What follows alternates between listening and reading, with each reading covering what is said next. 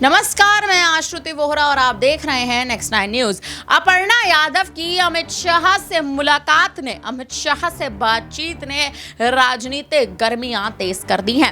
Bharatiya Janata party ने अपर्णा यादव को हाल ही में महिला आयोग का उपाध्यक्ष घोषित किया, लेकिन अपर्णा यादव अपनी सौंपी हुई जिम्मेदारी से खुश नहीं बताई जा रही हैं। अपर्णा यादव के नाम पर ये बातें उठ रही हैं कि अपर्णा यादव ना तो जिम्मेदारी से खुश हैं और न ही अपर्णा यादव इस वक्त भारतीय जनता पार्टी में रहने से खुश हैं। बीजेपी का साथ अपर्णा छोड़ना चाहती हैं और समाजवादी पार्टी में भी शामिल होना चाहती हैं।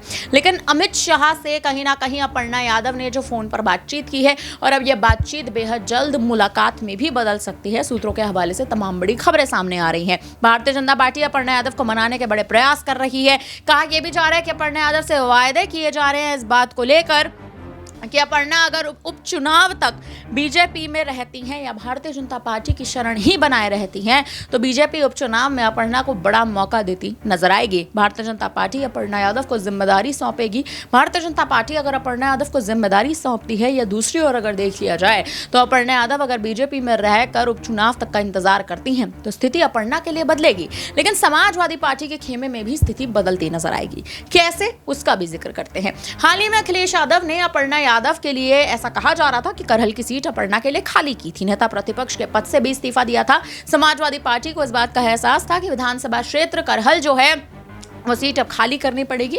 अखिलेश यादव इस्तीफा देकर आए थे और अब उस सीट पर विधानसभा उपचुनाव होने वाला है। करहल की सीट चर्चाओं में है। हालांकि तेज प्रताप यादव को अब टिकट सौंप दिया गया है। वही तेज प्रताप यादव हैं जो कन्नौज की सीट से लोकसभा चुनाव में चुनाव लड़ने वाले थे, लेकिन उसके बाद अखिलेश यादव ने उनका टिकट काट के अपना नाम उस सीट से जोड़ लिया था, क्योंकि कन्नौज की सीट से अखिलेश यादव को सांसद बनना था। राजनीतिक नजरिए से देखा जाए तो अखिलेश यादव ने निर्णय सही लिया था, लेकिन अब कहीं ना कहीं उपचुनाव में करहल की सीट का खाली होना, करहल की सीट पर कयासों का दौर अब भी यही टिकना कि अपर्णा यादव कहीं ना कहीं समाजवादी पार्टी में अगर वापसी कर लेती हैं तो स्थिति अपर्णा के लिए बदलती नजर आएगी। स्थिति कहीं ना कहीं भारतीय जनता पार्टी के लिए भी बदलती नजर आएगी।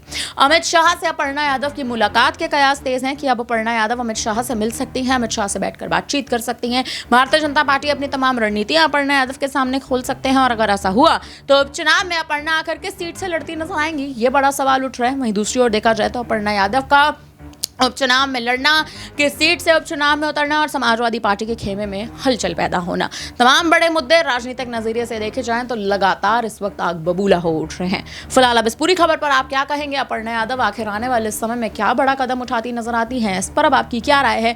आप हमें कमेंट करके जरूर बताइएगा। देखते रहिए नेक्स्ट 9 न्यूज। धन्यवाद।